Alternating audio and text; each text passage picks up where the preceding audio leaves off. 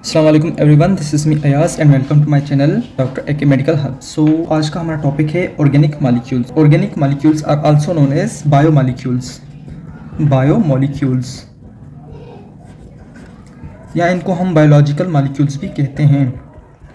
Biological molecules. अच्छा, organic molecules वो molecules होते हैं जिनमें कार्बन कोवेलेंटली बॉन्डेड होता है हाइड्रोजन के एटम के साथ। ओके, बेसिकली मॉलिक्यूल्स के दो टाइप्स होते हैं, एक होते हैं ऑर्गेनिक और दूसरे होते हैं इनऑर्गेनिक। ओके, सो हम इस चैप्टर में ऑर्गेनिक पर फोकस करेंगे, ऑर्गेनिक मॉलिक्यूल्स पर हम फोकस करेंगे। अच्छा, पहले ये समझा जाता था कि जो ऑर्गेनिक मॉलिक्यूल्स होते हैं, जो ऑर्गेनिक मॉलिक्यूल्स हैं वो सिर्फ लिविंग ऑर्गेनिजम्स में ही सिंथेसाइज होते हैं। ओके, पहले ये समझा जाता था कि जो ऑर्गेनिक मॉलिक्यूल्स हैं वो सिर्फ लिविंग ऑर्गेनिजम्स में सिंथेसाइज होते हैं, पाए जाते हैं, मिलते हैं हमें सिर्फ लिविंग ऑर्गेनिजम्स में ही। बट बाद में इस थ्योरी को गलत साबित किया गया और आजकल लेबॉर्ट्रीज, लैब्स में भी ऑर्गेनिक मॉलिक्यूल्स को सिंथेसाइज किया जाता है। तो ऑर्गेनिक मॉलिक्यूल्स की मॉडर्न डेफिनेशन ये होगी कि उनमें कार्बन का जो एटम होगा वो कोवेलेंटली बॉन्डेड होगा, डायरेक्टली कोवेलेंटली बॉन्डेड होगा हाइड्रोजन के एटम के साथ। ओके, और इनऑर्गेनिक मॉलिक्यूल्स में जो है कार्बन का एटम डायरेक्टली बॉन्डेड नहीं होता हाइड्रोजन के एटम के साथ। ओके, या हम यूँ भी कह सकते हैं कि ऑर्गेनिक मॉलिक्यूल्स में जो कार्बन है वो बेसिक एलिमेंट नहीं होता। Okay, now what is condensation. अब इसको समझते हैं हम कि ये कौन सी बला का नाम है। देखिए, सेल में जो मॉलिक्यूल्स एक्टिविटीज़ कैरी आउट करते हैं वो हाईली ऑर्गेनाइज्ड मॉलिक्यूल्स होते हैं, जिसको मैक्रो मॉलिक्यूल्स कहते हैं। Macro molecules. और ये मैक्रो मॉलिक्यूल्स सब यूनिट्स के बने होते हैं, सब यूनिट्स के बने होते हैं, और ये सब यूनिट्स मोनोमर्स कहलाते हैं। Monomers. Okay, for example amino acids. Amino acids जो हैं वो मोनोमर्स हैं, किसके? प्रोटीन्स के। और मैक्रो मॉलिक्यूल्स जो हैं वो पॉलीमर्स कहलाते हैं। पॉलीमर्स। पॉली मीन्स मैनी और मर्स यानी कि मॉलिक्यूल्स। ओके, अच्छा, मैक्रो मॉलिक्यूल्स की 4 कैटेगरीज हैं। एक प्रोटीन्स, और दूसरी कार्बोहाइड्रेट्स,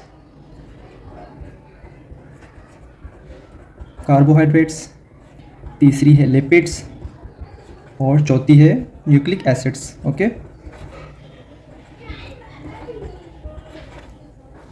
हम इस चैप्टर में 1 बाय 1 ये कैटेगरीज पढ़ेंगे।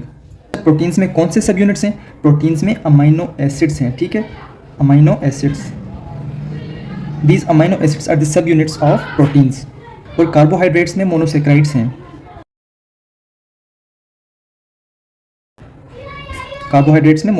हैं। और लिपिड्स में जो हैं फैटी एसिड्स और glycerol. These are the subunits of lipid. And nucleotides are the subunits of nucleic acid. Nucleotides, okay? Nucleotides are the subunits of nucleic acid. हम 1 by 1 इस चैप्टर में ये सारे पढ़ेंगे। अभी मैंने सिर्फ ओवरव्यू दिया है आप लोगों को। तो वापस आते हैं इस कंडेंसेशन पर कि कंडेंसेशन क्या है, क्या चीज़ है। कंडेंसेशन एक प्रोसीजर है, एक प्रोसेस है जिसमें 2 मोनोमर्स या 2 से ज़्यादा मोनोमर्स आपस में मिलकर एक पॉलीमर प्रोड्यूस करते हैं। ओके, फॉर एग्जाम्पल ये एक मोनोमर है और दूसरा ये मोनोमर है। सो ये दोनों मोनोमर्स आपस में कंबाइन होकर एक पॉलीमर को प्रोड्यूस करेंगे।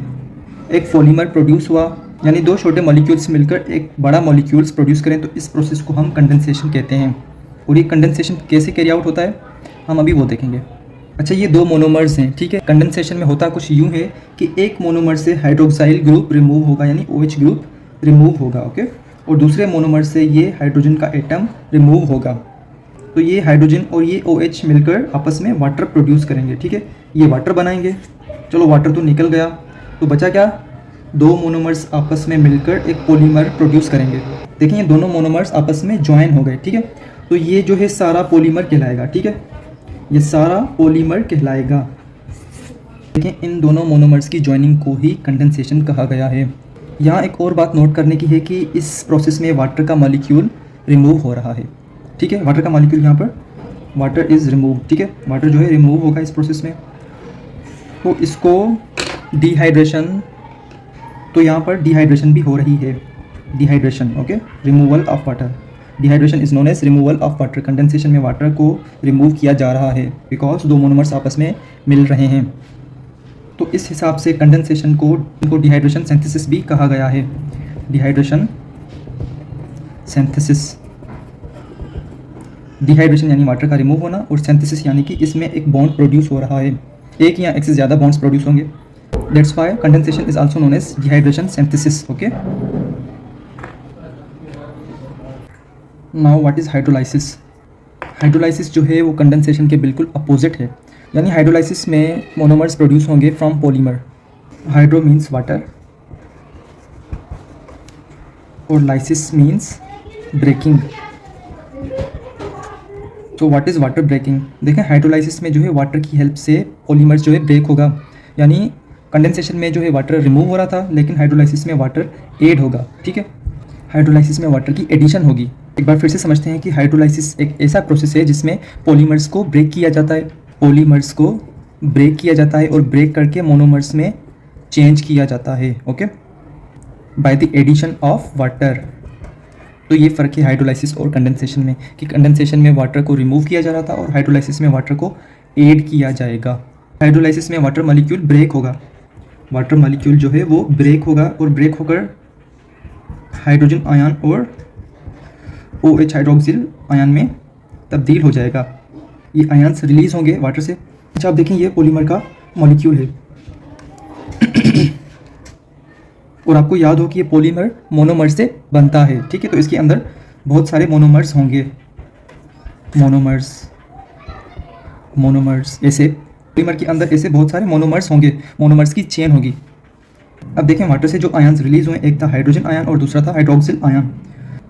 तो एक मोनोमर से हाइड्रोजन आयन जाकर ऐड होगा, अटैच होगा हाइड्रोजन आयन, और दूसरे मोनोमर से जाकर एक हाइड्रोक्सिल का आयन अटैच होगा, ठीक है। देखा जाए कि इस प्रोसेस में वाटर की एडिशन हो रही है। आफ्टर एडिशन दो मोनोमर्स अलग हो जाएंगे, ठीक है, हाइड्रोजन और OH और ये मोनोमर, ठीक है। तो ऐसे पॉलीमर जो है वो ब्रेक डाउन होगा with the addition of water. अब देखें इस प्रोसेस में, इस हाइड्रोलाइसिस के प्रोसेस में वाटर की एडिशन हो रही है, तो इसको हाइड्रेशन भी कहा जाता है, हाइड्रेशन। इस प्रोसेस को एक बार फिर से रिपीट करते हैं कि हाइड्रोलाइसिस एक ऐसा प्रोसेस है जिसमें जो पॉलीमर है वो ब्रेक डाउन होकर छोटे छोटे मोनोमर्स में तब्दील हो जाता है। कैसे हो जाता है? With the addition of water.